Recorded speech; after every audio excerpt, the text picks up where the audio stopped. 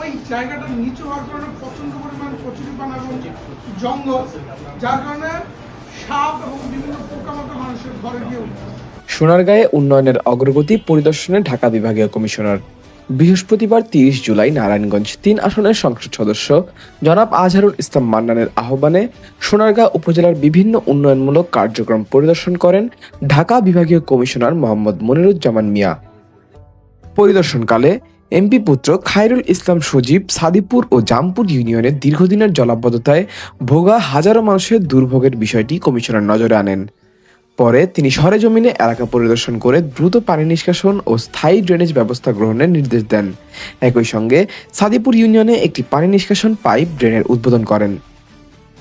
বিভাগীয় কমিশনার বলেন, জনগণের দুর্ভোগ দূর করাই প্রশাসনের সর্বোচ্চ অগ্রাধিকার। জলাবদ্ধতার স্থায়ী সমাধানে দ্রুত কার্যকর ব্যবস্থা নেওয়া হবে। এ সময় জেলা প্রশাসক রায়হান কবির, উপজেলা নির্বাহী কর্মকর্তা আসিফ আল জিন্নাত সহ প্রশাসনের ঊর্ধ্বতন কর্মকর্তা ও স্থানীয় নেতৃবৃন্দ উপস্থিত ছিলেন।